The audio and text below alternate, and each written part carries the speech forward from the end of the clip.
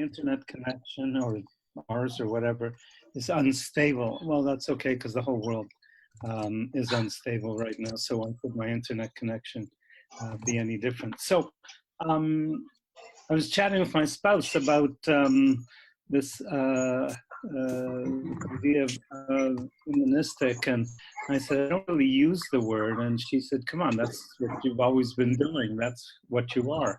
And as I started to think about it, I guess she's right. Right from the very beginning, I guess. The first thing I ever did, I suppose, was try and humanize management.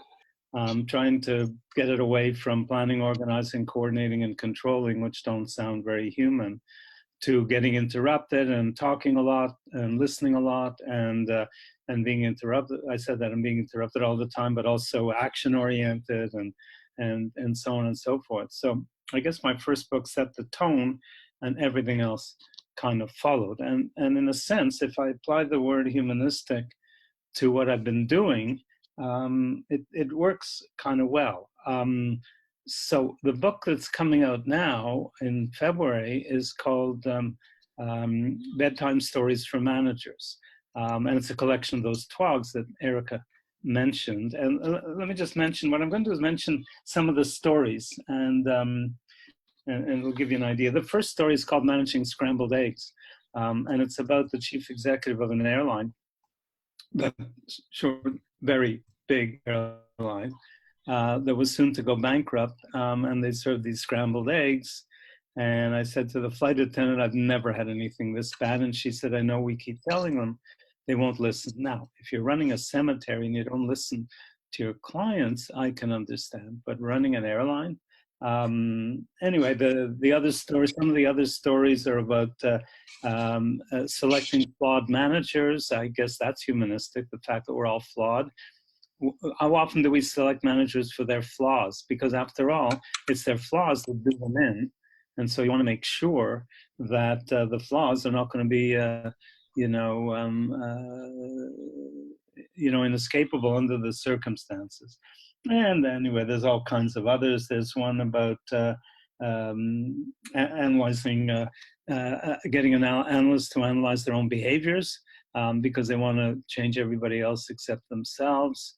And one about, in my book on healthcare, comes out of my book on healthcare, some ideas like treating patients like people instead of like patients. So it's all humanizing one way or another. Same thing with what I've done on organizations. I've set out to make organizations more human and less bureaucratic. And I won't go into the details, but one of these stories is about organizing like a cow, because an ad once said, do we want to organize our companies like a chart or like a cow?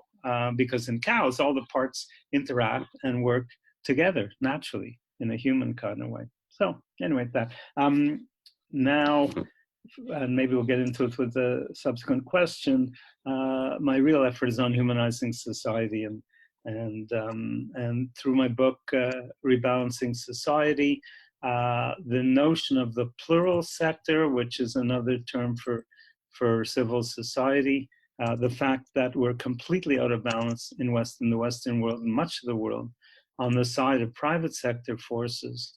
We've weakened government, we've weakened the plural sector, and societies are dangerously out of balance.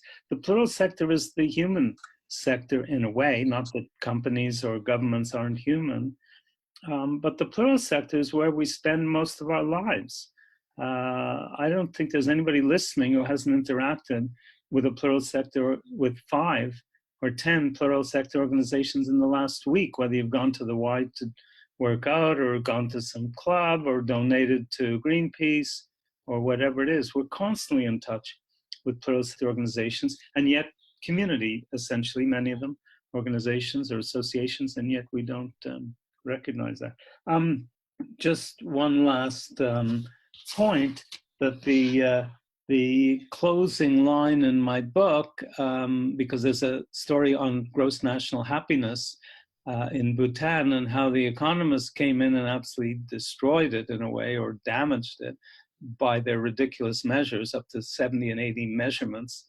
I can't think of any worse way to kill something or better way to kill something. So I end the book talking about great natural happiness, which is, I guess, humanistic.